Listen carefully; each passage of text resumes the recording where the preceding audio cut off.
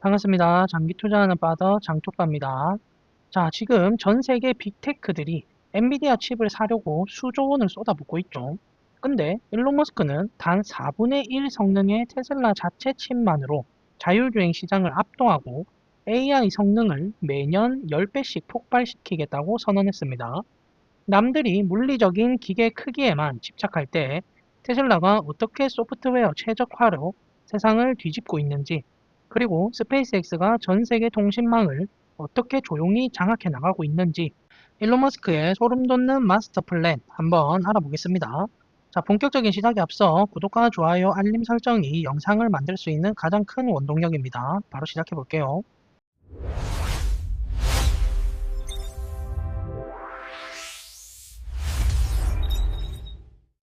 자, 우선 간단한 뉴스 먼저 보고 갈게요. 중국의 휴머노이드 로봇 산업에 대한 소식을 전해드릴 건데요.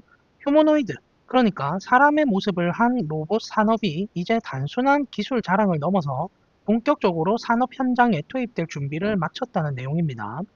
지난 2026년 2월 28일에 베이징에서 아주 의미 있는 행사가 열렸는데요. 중국이 자국 최초로 휴머노이드 로봇 및 체화된 AI 표준 시스템을 발표한 거예요.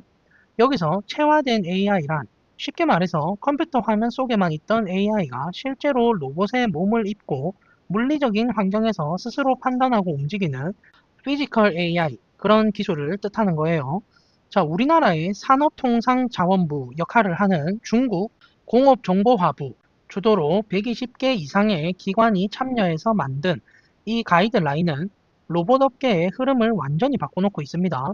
그동안 로봇 회사들은 백덤블링이나 쿵푸 같은 화려한 동작을 보여주면서 기술력을 뽐내는 데 집중을 했는데, 하지만 이제는 그런 보여주기식 쇼맨십이 끝나고 진짜 공장에서 노동을 하는 작업 모드로 공식적인 전환을 선언한 거예요. 유니트리 로봇의 창립자인 왕싱싱 대표는 그동안 왜 로봇들이 쿵푸나 공중제비에 그토록 집착했는지 설명했습니다. 왕싱싱 대표는 이런 고도의 움직임, 제어 기술이 단순한 볼거리가 아니라 실제 노동을 하기 위한 필수 전제 조건이었다고 말하는데요. 로봇의 움직임이 충분히 안정적이고 가동 범위가 넓어야만 실제 작업 현장 투입이 가능해진다는 그런 뜻이죠. 실제로 유니트리는 이미 2024년부터 중국의 거대 전기차 기업인 니오와 지리 자동차 공장에 휴머노이드 로봇을 조용히 투입해 왔어요. 현재 부품을 조립하는 것 같은 단순 반복 작업에서는 무려 100%의 성공률을 보이고 있다고 합니다. 하지만 왕싱싱 대표는 20단계 이상이 넘어가는 복잡한 작업이나 미세한 부품을 다루는 일은 여전히 큰 숙제로 남아있다고 인정을 했어요. 그럼에도 불구하고 생산 규모는 엄청납니다. 유니트리는 2025년 한 해에만 무려 5,500대 이상의 휴머노이드 로봇을 출하했고, 총 생산량은 6,500대를 넘기면서 글로벌 출하량 1위 자리를 굳혔습니다. 이제 로봇이 연구실의 테스트용 기계를 넘어서 본격적인 대량 양산 단계에 들어섰다는 확실한 증거예요. 또 다른 휴머노이드 선도 기업인 에지봇의 공동 창립자 펑주후이의 이야기도 흥미로운데요. 전 화웨이 천재 개발자로도 유명한 펑주후이는 휴머노이드의 형태가 우리 세상에 들어오기 위한 궁극적인 범용 인터페이스, 즉 완벽한 연결고리라고 강조했습니다. 문 손잡이 높이나 계단 크기 같은 우리의 모든 물리적 세상은 철저히 사람의 기준에 맞춰져 있습니다. 따라서 사람 형태를 한 휴머노이드 로봇이 도입되면 공장이나 세상을 로봇에 맞게 뜯어 고칠 필요 없이 AI가 곧바로 우리 환경에 적응할 수 있다는 아주 현실적인 장점이 생기는 거죠. 하지만 로봇이 우리 일상이나 공장에 완벽히 스며들기 위해서는 아직 넘어야 할 산이 있습니다. 바로 환각 현상입니다. 챗 GPT가 가끔 엉뚱한 대답을 하는 것처럼 체화된 AI 역시 물리적인 공간의 거리나 크기를 잘못 계산해서 엉뚱한 행동을 할 수 있는 위험이 있습니다. 이 공간 인식의 격차를 극복하는 것이 전문가들이 꼽는 최우선 과제라고 해요. 게다가 중국 내 140개 이상의 제조업체들이 300개가 넘는 로봇 모델을 쏟아내면서 대량 생산에 들어가자 이번에는 조립의 함정이라는 문제가 터졌습니다. 스타에코나 신하이투 같은 제조사 리더들은 로봇 관절 모터의 접착제가 아주 살짝만 고르게 발리지 않아도 로봇이 제대로 걷지 못하는 등 수많은 로봇을 똑같은 품질로 일정하게 찍어내는 것이 얼마나 고통스럽고 힘든 일인지 뼈저리게 느끼고 있다고 해요. 그래서 중국 정부가 이번에 발표한 국가표준 시스템이 중요한 역할을 하게 됩니다. 정부가 나서서 훌륭한 로봇이 갖춰야 할 지능과 신뢰성 기준을 딱 정해주고 데이터 수집 방식도 규격화했습니다. 특히 사람이 멀리서 로봇의 온몸을 직접 조종하면서 양질의 동작 데이터를 모으는 전신 원격 조작 방식을 표준으로 권장하고 있습니다. 또한 공공장소에서 로봇이 돌아다닐 때 사람을 최우선으로 보호하고 개인정보를 지키는 엄격한 안전 마지노선도 세웠다네요. 결론적으로 이번 2026년 표준 시스템 발표는 유니트리나 에지봇 같은 기업들의 상장을 앞두고 아주 절묘한 타이밍에 나왔습니다. 중국 정부는 이 기술 표준화를 통해서 자국 기업들이 일정한 품질을 유지하지 못하는 기술적 한계를 빠르게 뛰어넘고 2026년을 휴머노이드 로봇이 진짜 산업 현장에 투입되는 실전의 원년으로 만들겠다는 강력한 의지를 보여주고 있습니다. 자, 그럼 본격적으로 테슬라 뉴스로 한번 들어가 볼게요. 자, 캐나다 온타리오주에 엄청난 규모의 배터리 시설이 가동을 시작했다는 소식부터 전해드릴게요. 이 시설의 이름은 헤이거스빌 배터리 에너지 저장 공원인데요. 현재 캐나다에서 운영 중인 배터리 에너지 저장 시스템, 즉 ESS 중에서 가장 큰 규모를 자랑합니다. 여기서 ESS라는 것은 에너지를 저장해두는 그런 거대한 보조 배터리라고 생각하시면 돼요. 태양광이나 풍력 발전은 날씨에 따라서 전기가 만들어지는 양이 들쭉날쭉하잖아요. 그래서 전기가 많이 만들어질 때 이 거대한 보조 배터리에 전기를 꽉꽉 채워 저장해뒀다가 사람들이 전기를 많이 필요로 할 때 전력망에 안정적으로 공급해주는 아주 중요한 역할을 하는 거예요. 여기에 총 3억 2,500만 달러, 우리 돈으로 수천억 원이 투입됐는데요. 눈여겨볼 점은 이 거대한 시설에 테슬라의 대형 배터리인 메가팩 2X라지 유닛이 무려 334개나 사용되었다는 것입니다. 용량이 300메가와트, 1200메가와트시에 달하는데요. 이게 어느 정도냐면요. 전력망의 최대 출력을 무려 4시간 동안이나 끄떡없이 지속해서 공급할 수 있는 어마어마한 양입니다. 이 프로젝트가 더 의미 있는 이유는 재생에너지 기업인 보랄렉스와 캐나다 원주민 개발 공사인 SNGRDC가 힘을 합쳐 만들었기 때문입니다. 건설 과정에서도 지역 원주민 노동자들을 가장 먼저 참여시키고 현장의 주요 토목 공사도 원주민 공사가 대주주로 있는 기업에 맡겼습니다. 지역 사회의 일자리도 만들고 경제적인 이익도 함께 나누는 아주 훌륭한 파트너십 사례를 보여준 거죠. 이런 노력 덕분에 최근 캐나다 재생에너지 협회로부터 올해의 혁신적인 청정에너지 프로젝트로 선정되는 영광도 알았습니다. 이번 가동으로 보랄렉스는 명실상부한 캐나다 최대의 배터리 저장소 운영업체가 되었고 원주민 공사 역시 총 1기가와트의 저장 용량을 보유하면서 북미에서 가장 큰 원주민 배터리 저장 자산 보유 기업이 되었습니다. 앞으로 125메가와트 규모의 옥스퍼드 프로젝트를 포함해서 추가적인 저장 프로젝트들도 파트너십을 통해 계속 지어질 예정이고요. 2026년 봄에는 지역사회와 정치 지도자들이 모여서 공식 개장 행사도 크게 열 계획이라고 합니다. 테슬라의 메가팩 기술이 전 세계 에너지망을 얼마나 안정적이고 혁신적으로 바꿔나가고 있는지 보여주는 아주 좋은 소식이었어요. 자, 그럼 다음 소식은요. 요즘 전 세계가 AI, 즉 인공지능 발전 속도 때문에 난리인데요. 근데 일론 머스크가 현재 AI 산업의 트렌드에 대해 아주 흥미롭고 뼈 때리는 통찰을 남겼어요. 일론 머스크는 현실 세계 운전의 엄청난 복잡성을 이해하는 테슬라의 AI4 컴퓨터는 엔비디아 H100 성능의 약 4분의 1 수준에 불과하다. 이것이 바로 내가 이런 결론을 내리게 된 이유다라고 말했습니다. 이게 무슨 뜻인지 알기 쉽게 풀어드리면요. 여기서 AI4는 테슬라 자동차 안에 직접 들어가는 자율주행용 컴퓨터 칩을 말하고요. H100은 요즘 챗 GPT 같은 거대한 AI를 만들 때 전 세계 기업들이 줄 서서 사는 엔비디아의 데이터 센터용 AI 칩을 말합니다.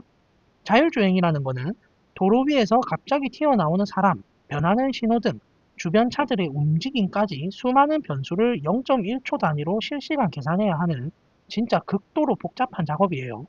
근데 일론 머스크는 테슬라가 전기를 엄청나게 먹고 덩치도 큰 엔비디아 H100 칩이 아니라 그 4분의 1 성능밖에 안 되는 테슬라 자체 칩만으로도 이 엄청난 자율주행 문제를 훌륭하게 해결해내고 있다고 강조를 한 겁니다.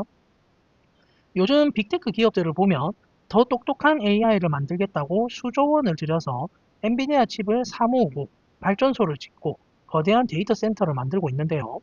대부분의 사람들이 더 많은 칩, 더 큰 규모라는 이른바 하드웨어 물량 공세에만 집중하고 있는 겁니다. 하지만 일론 머스크의 생각은 다릅니다. 단순히 물리적인 기계를 늘리는 것보다 소프트웨어, 그러니까 알고리즘을 얼마나 똑똑하고 효율적으로 최적화하느냐가 훨씬 더 무서운 파괴력을 가진다고 꼬집은 거예요. 똑같은 컴퓨터와 똑같은 전기를 사용하더라도 소프트웨어 코드를 얼마나 잘 설계하느냐에 따라서 AI가 지금보다 무려 100배나 더 똑똑해질 수 있다는 그런 뜻입니다. 그리고 만약 이렇게 엄청난 소프트웨어 혁신이 지금처럼 매년 발전하고 있는 하드웨어 기술과 하나로 결합된다면 어떻게 될까요? 일론 머스크는 당분간 매년 AI 성능이 약 10배, 그러니까 1000%씩 향상될 거라고 내다봤습니다. 이게 바로 복리의 마법인데요. 올해 10배가 좋아지고 내년에는 거기서 또 10배가 좋아져서 100배, 그 다음엔 1000배가 되는 식으로 우리 인간의 직관으로는 감을 잡기조차 힘든 폭발적인 속도로 AI가 진화할 거라는 아주 강력한 메시지예요.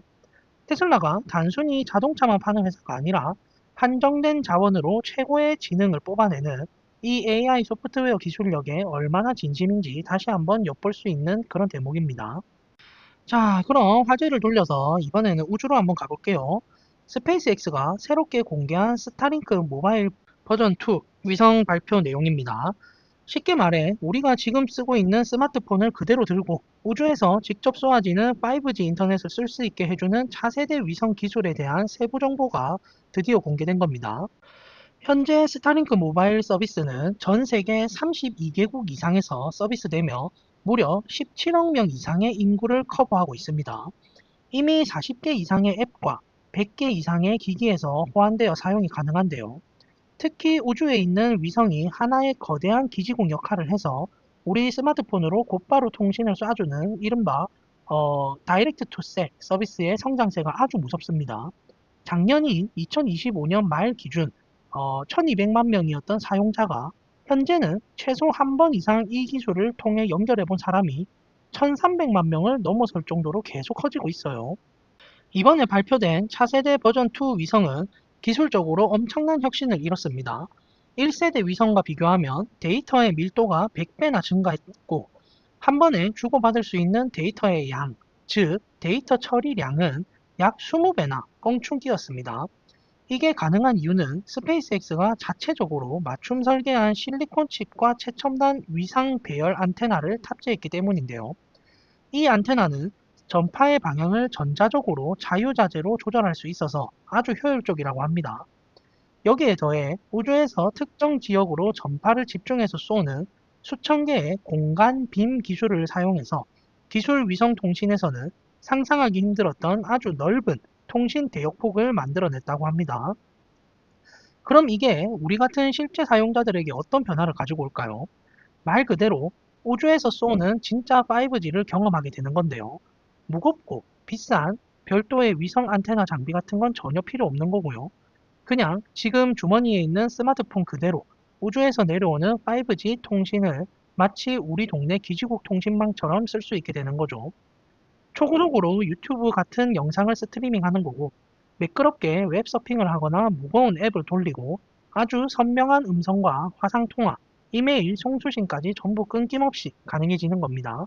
결과적으로 산봉우리나 바다 한가운데 혹은 첩첩산중처럼 여기선 절대 폰이 안 터지겠지 했던 완벽한 오지에서도 휴대폰 통신망이 빵빵하게 터지게 되는 거죠. 이건 정말 통신업계의 판도를 완전히 뒤집어 버리는 게임 체인저입니다. 스페이스X는 그저 인터넷이 되는 지역을 조금 넓히는 수준이 아니라 전 지구를 하나로 묶는 통신 연결망의 개념 자체를 뿌리부터 다시 정의하고 있는 거예요. 자, 여기에 이어서요.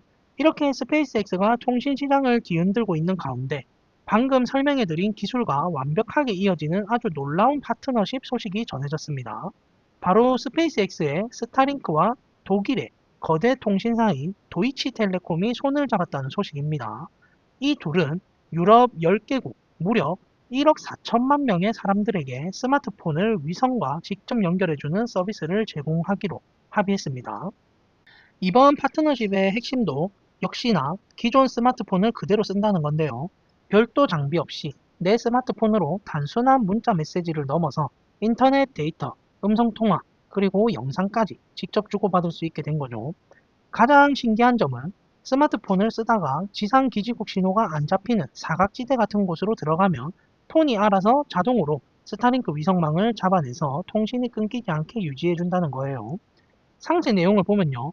이 서비스는 유럽 최초로 앞서 말씀드린 스타링크의 차세대 버전 2 위성 기술을 도입합니다. 기존보다 훨씬 강력해서 오지에서도 5G 수준의 속도를 낼 수 있다고 이동통신용으로 특별히 할당된 전용 위성 주파수기를 사용해 아주 안정적으로 운영된다고 하네요. 도이치텔레콤은 이미 독일 전체 면적의 90% 이상의 5G를 99% 지역의 음성통화를 제공할 만큼 엄청난 지상망을 갖추고 있습니다. 하지만 워낙 지형이 험난하거나 자연보호구역처럼 기지국을 아예 세울 수 없는 통신 음영 지역이 여전히 존재하거든요.